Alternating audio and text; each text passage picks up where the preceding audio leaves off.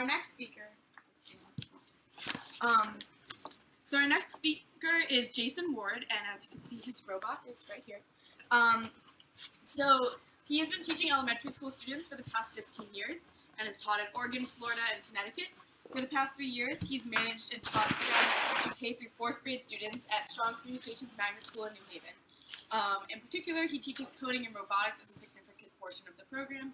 Primary students learn coding skills while practicing with Studio Code, Beatbots, Codables, and Dash robots. Other upper classes use Lego WeDo and Mindstorms, as well as program humanoid now robots, like this one, using a Python-based program. Let's hear it up. Thank you, everyone. I'm happy to be here just to share my experiences. Like she said, I've been teaching for 15 years. The past 3 years in New Haven as the STEM coordinator over at Strong Magnet School. So I teach, the way my class works is I see kindergarten through 4th grade students. They come to me almost as like a special class for an hour each week. And computer coding is just one part of what we do. But we have developed over the past couple of years a pretty extensive robotics program that students can actually apply their coding skills to. So we start off with kindergarten, and in kindergarten they do use our B-bots, which I brought a lot of things to share today. But our B-bots look like this. They're very simple robot. It's basically like the old logo programming where, you know, forward goes forward, they push, you know, a turn would actually turn the robot. And with kindergarten students, we usually have a mat, and you don't actually have to buy their mats. You can use a shower curtain like was used. We start up very simple with, you know, having like a mat down here with a start and an end spot, and basically they have to program their B-bot to be able to go from the start to the end. And what they're doing for kindergarten and even some of the first graders, what they really sometimes struggle with is putting in a sequence of commands to complete the whole program at once. So when they're using the B-bot, they do a lot of trial and error, and they do a lot of figuring out how to work within the confines of the program. Oftentimes I'll get students who click on the turn arrows, and when the B-bot turns, it actually turns to face a different direction. But oftentimes they think it's going to be, oh, if I push right, it's going to go right. It's going to go to this square and this square. So they do a lot of figuring it out, and it's very funny to watch them do this, because you can tell them all day long and show them, this is how it turns, this is how you make it turn, and then they go and do it, and they go with what they think is the logical step. And they push the button, and then they say, but Mr. Ward, my B-bot's not working, it's going crazy. And my response is, it's doing exactly what you told it to do. So they get very proud of themselves when they are able to figure it out, and that's level 1 with what they do. So what I do, going with the B-bot's theme, is next, after they've figured it out, I will take, about 5 different bugs and place them all over the mat. And what they would have to do is avoid the squares of all the bugs on it. Or we add additional challenge, like they have to go from start to end and then program it to go back again. So their coding, it gets a little bit more comprehensive as they go through. So after they've done some work with the B-bots, we also have challenge patterns for them to try to make on their own.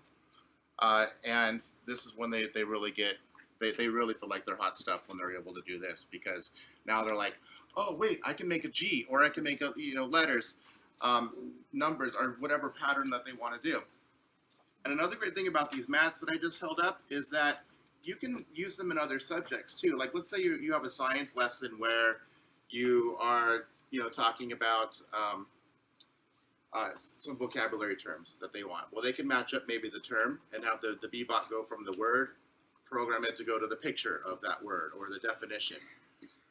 Or if you're doing a math problem, you can put numbers under the plastic sheet, and they can do, like I said, they go to 5, and then they go to 3, and then they go to 8. So they can solve math equations that way too. So there are some ways that you can tie it into other subject areas. Or spelling. You can put a lot of letters out there, and they have to program it to go to each letter of the word. So it opens up some opportunities.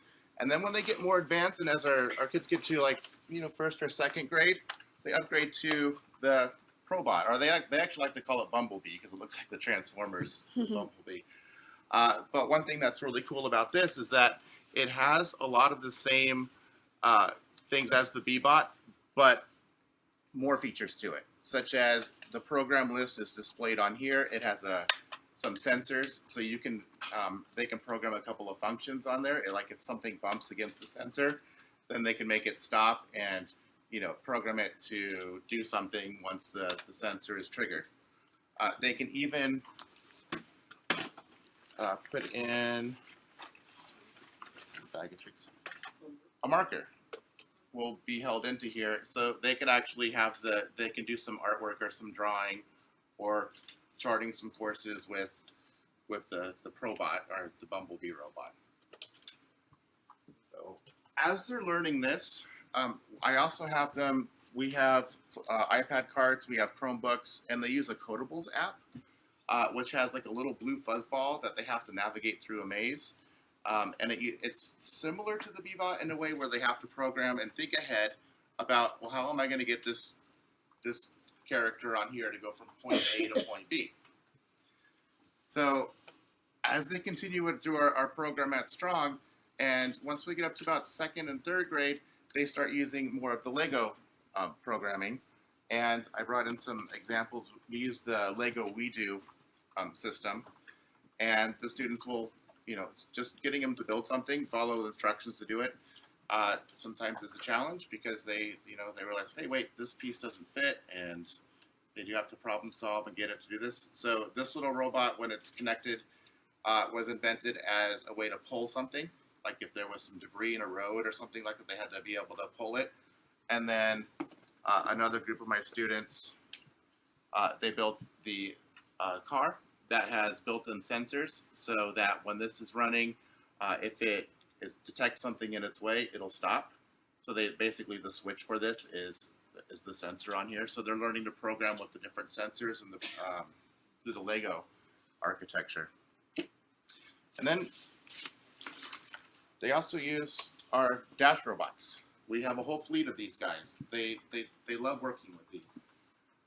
Once they get to about third grade, they use what they've been learning in Studio Code, because we also run that, and they use a Blockly program for programming these robots, which is very similar to how it looks on Studio Code. Except this time, they can program a real robot to do things using those actions, using the same loops, sequences, and a lot of the stuff that they pick up in Studio Code applies to the robots.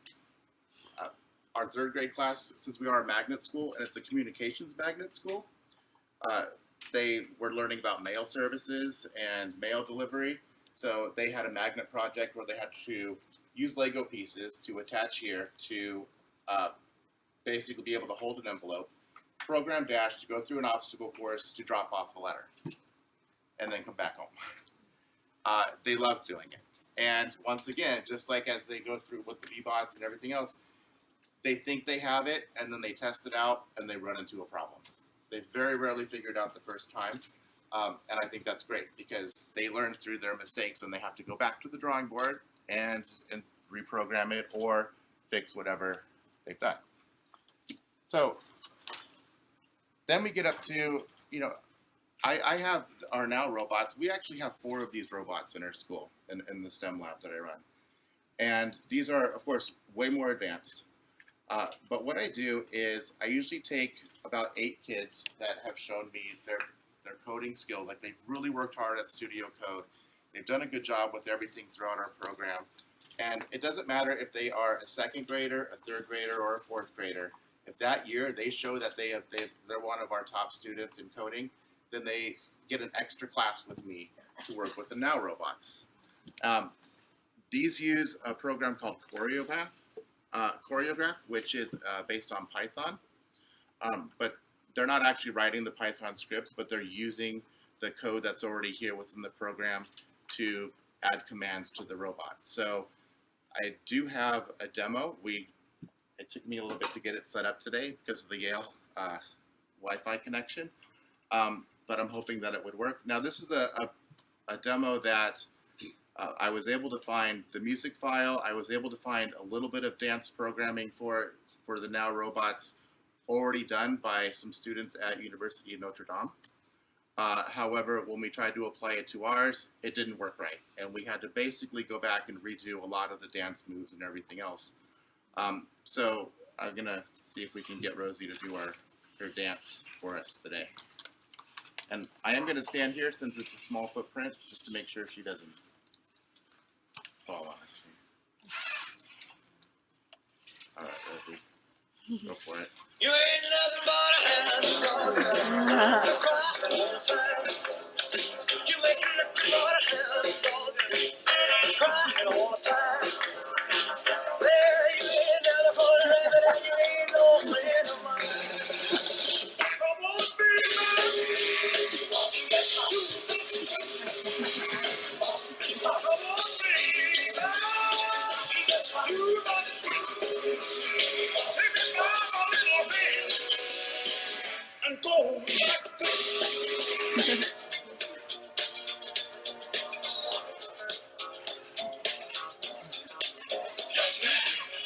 There's a place you can go. Say, young man, when you're short on your road, you can't stay there. And I'm sure you will not believe it.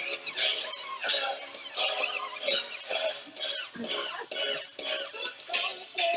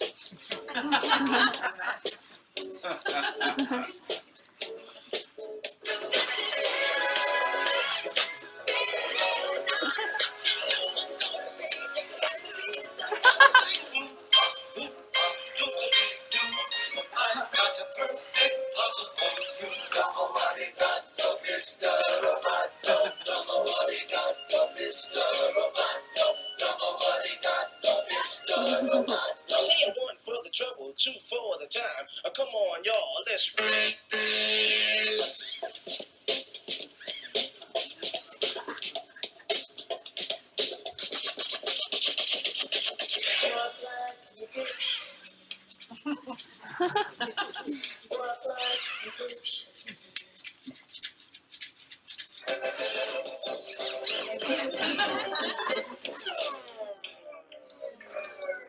All right, round of applause for Rosie. So yeah, I'll be part of the panel if you have any questions for me, but that's in a nutshell was our program.